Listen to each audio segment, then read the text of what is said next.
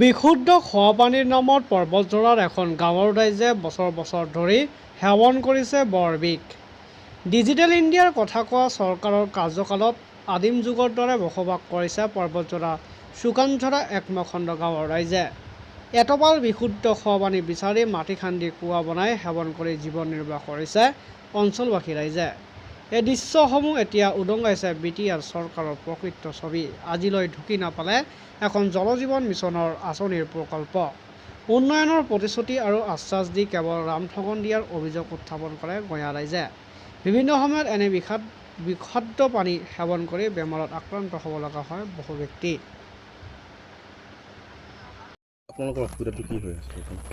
আমালোকৰ অসুবিধা এইটোৱেই যাতে আমালোকৰ গাঁৱৰ নাম হ'ল চুকানঝৰা পাৰ্ট 1।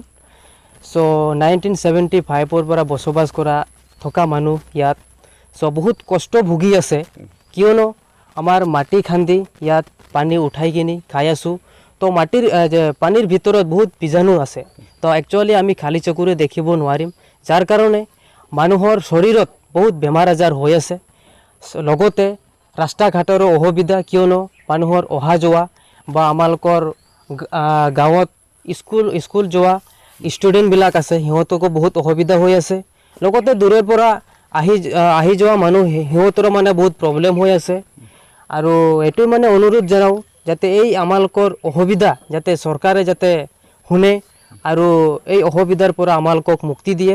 লগতে আৰু এই যে জল জীৱন মিছনটো যাতে অতি সোনকালে আমালোকক ভাল পানী যাতে আমি খাব পাৰোঁ বা আমালোকৰ সুস্থৰ কাৰণে। লগতে আৰু ভোটৰ সময়ত যিবিলাক মানে আহিখিনি যে সিহঁতে লেকচাৰবিলাক যে কৰে যে ভোট আমাক দিয়া যে তেনেকুৱা যাতে আহিখিনি যাতে যিবিলাক আমি অভাৱটো সিহঁতক ক'বলৈ যাওঁ সেই অভাৱটো যাতে সিহঁতে দূৰ কৰে, এইটোৱে মানে চৰকাৰৰ ওচৰত মানে। পানীটো আপোনালোকে বিশুদ্ধ নহয় একচুৱেলি পানীটো বহুত লেতেৰা পানী, বহুত বীজাণু থাকে, বেমাৰ আজাৰো হয়। তো একচুৱেলি বহুত বেমাৰ আজাৰ হয়। আমালোকৰ ইয়াৰ অধিক 100ৰ অধিক আছে ঘৰ। গোটেইকেইটা এনেকুৱাই পানীৰ মানে মাটি খান্দি পানীটো মানে ওলাই আছে, সেইটোৱে পানী আমি খাই আছোঁ।